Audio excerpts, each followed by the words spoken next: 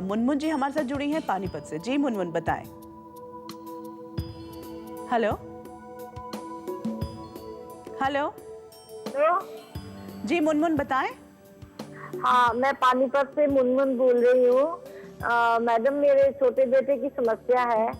मेरे पति भी IITN है, बड़े अच्छे इंजीनियर हैं, और मेरा बड़ा बेटा भी एस्टेब्लिश इंजीनियर है, और छोटा बेटा भी उसी लाइन पे चल रहा था। उसकी भी इच्छा थी और घर वालों की भी बहुत इच्छा कि ये इंजीनियर की फैमिली है, लेकिन इस समय वो IIT का जो कॉम्पिटिटिव एग्जाम है वो क्लियर नहीं कर पाया।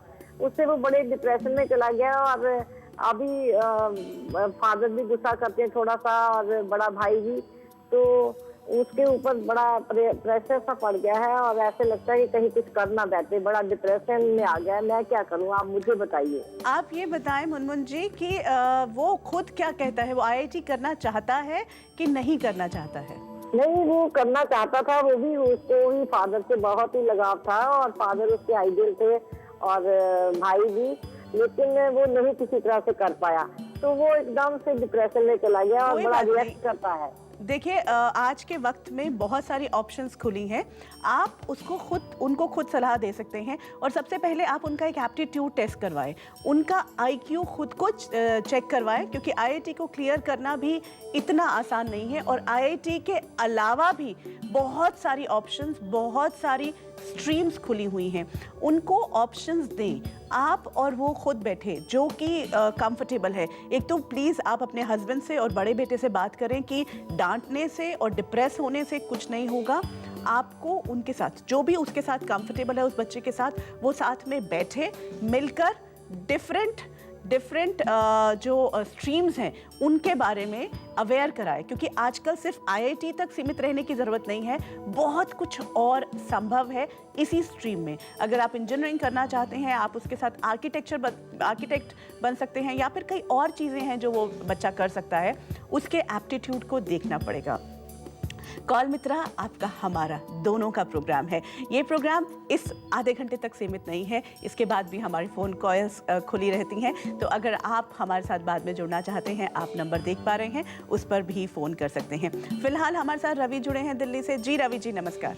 नमस्कार मैडम, मुझे एक परेशानी है कि मेरी बेटी एक इंटरनेशनल स्कूल में पढ़ती है, और हम एक मिडिल क्लास फैमिली से बिलोंग करते हैं, लेकिन क्या है कि वहाँ उन बच्चों के साथ रह के बिजनेस क्लास है, तो उस तरीके की बातें करती हैं, और कभी कभी हम उसकी मांगे या उसकी जो इच्छाएं पूरी नहीं कर पाते, तो उसके कारण वो डिप्रेस हो जाती है। तो आपका क्या सजेशन, हमने क्या करना चाहिए? देखिए, सबसे पहले तो अच्छी बात है कि आपने उसको एक इंटरनेशनल स्कूल में डालने की सोची, क्योंकि उससे बच्चे के व्यक्तित्व का विकास होगा। स्कूल का एटमॉस्फेयर जो है वो डिफरेंट होता ही है, लेकिन आपको ये समझना ज़रूर पड़ेगा कि जो माहौल स्कूल में मिलता है उसका असर भी पड़ता है। अब आपको खुद को देखना पड़ेगा कि आप अपने माहौल से, अपने घर के माहौल से कितने कंफर्टेबल हैं। क्या आप तो जब भी आप PTM में जाते हैं या उस स्कूल में जाते हैं, आप तो अनकंफर्टेबल नहीं होते।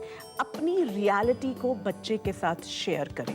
जिस भी जगह पर हैं, बच्चे को अपना साथी बनाएं, सहयोगी बनाएं। बच्चे को ये मत सोचें कि वो बच्चा है, उसे अपनी जो भी हमारी सिचुएशंस हैं उसके बारे में अवेयर नहीं करेंगे। आप माने या ना माने, आपका बच्चा बहुत इंटेलिजेंट होता है, और मैंने कल भी कहा था, बच्चे बहुत वाइज हैं, उनकी इनसाइट्स हमसे ज़्यादा गहरी हैं। वो वहाँ बहुत कुछ फेस कर रहे हैं आज के वक्त में, जो हमने एक बच्चे के रूप में नहीं किया था।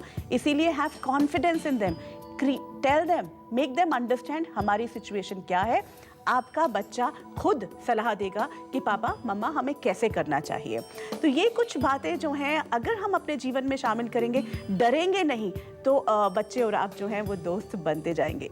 देखिए, कुछ बातें हम आपके साथ ऐसे करना चाहते हैं कि बच्चे ही नहीं हैं, माता पिता पर भी माहौल का दबाव है। आपको खुद चेक करना पड़ेगा है या नहीं। हम हर बार मना कर देते हैं, जैसे ही कुछ बोलता है, कोई हमसे सलाह देगा, हम अपने बच्चे की बात करते हैं, वो कहेगा देखो आपको कंपैरिजन नहीं करना चाहिए। हम कहेंगे हाँ, हम तो कभी करते ही नहीं हैं, लेकिन चेक करें, नोइंगली अननोइंगली हम कर रहे होते हैं। क्यों करते हैं हम कंपैरिजन? क्योंकि हमें दबाव है, हमें लगता है हमारा बच्चा बेस्ट होना चाहिए। बच्चे को आंकें, तभी आपका बच्चा जो है वो बेस्ट होगा। बच्चे की क्षमता को देखें। ज़रूरी नहीं है कि उसका बच्चा कैसा है और उसका बच्चा कैसा है वैसा ही आपका बच्चा होगा। पीयर प्रेशर में आज हैं पेरेंट्स। दूसरों के नज़रिए को करें नज़रअंदाज, क्योंकि ये बहुत इंपॉर्टेंट है। अपने नज़रिए पर आप ध्यान दें। बच्चों से अपने रिश्ते बेहतर बनाएं। जब भी आप उनसे खुलकर बात करेंगे, बच्चों से आपके रिश्ते जो हैं वो बेहतर होते जाएंगे। उनकी सेल्फ इस्टीम को बढ़ाएं। बार बार हम यही बात कर रहे हैं कि बच्चा कहाँ खड़ा है। कंपैरिजन करेंगे, उसकी सेल्फ इस्टीम लो हो जाएगी। हम सोचते हैं हम उसे इंस्पायर कर रहे हैं। अगर हम उसको कंपैरिजन करेंगे, हमें गुस्सा चढ़ता है, हम कहते हैं देखा उसने कितना अच्छा किया। बच्चा जहाँ था उससे नीचे चला जाता है। बच्चे को कहो जहाँ हैं आप वहाँ बेस्ट हैं, लेकिन इससे आगे क्या, अगला कदम उसी के साथ मिलकर उसके लिए तय करो।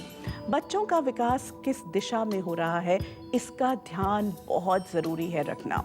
हम हर बार ये तो सोच लेते हैं कि बच्चा जो है वो ग्रो करे, लेकिन किस डायरेक्शन में जा रहा है ये नहीं देख पाते। हमने सिर्फ कुछ डायरेक्शंस अपने हिसाब से तय की हुई हैं। हम सोचते हैं अच्छा एकेडमिकली अच्छा कर रहा है, वो ठीक कर रहा है। अगर वो डांस में अच्छा है, म्यूजिक में अच्छा है, बहुत अच्छा कर रहा है, oh he is doing very well extra curricular activities में भी, बट उसका इमोशनल कोशेंट कैसा है, क्या वो रिजेक्शन को बर्दाश्त कर पाता है, अपने फ्रेंड्स के बीच कहीं वो बुलिंग तो नहीं कर रहा, कहीं वो अथॉरिटेटिव तो नहीं बनता जा रहा, कहीं वो बहुत साइलेंट तो नहीं होता जा रहा, क्या हम उसके वो एस्पेक्ट्स देख पा रहे हैं, ये देखना बहुत ज़रूरी है।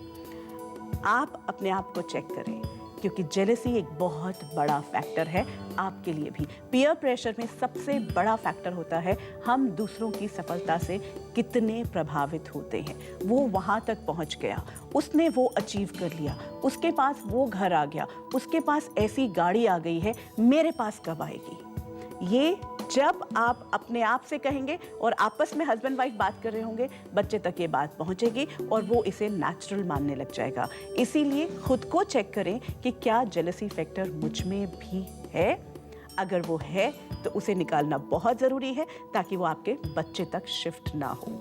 सौम्या हमारे साथ जुड़ी हैं चंडीगढ़ से। जी, उनसे बात करते हैं। सौम्या बताएं।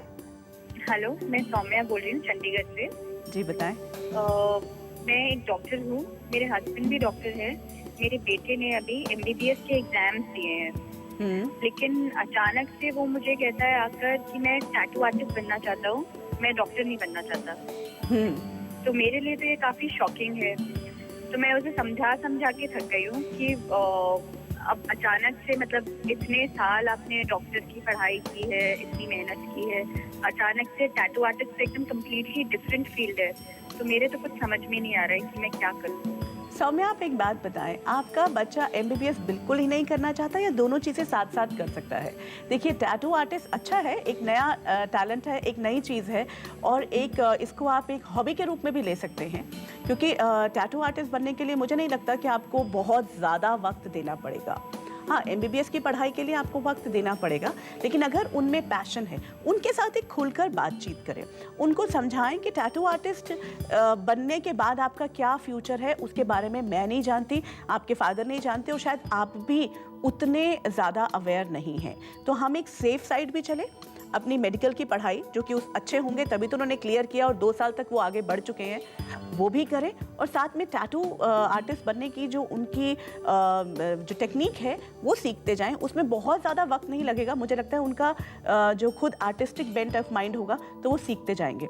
ग्रेजुअली चलकर दोनों में से किसी भी तरफ वो जा सकते हैं।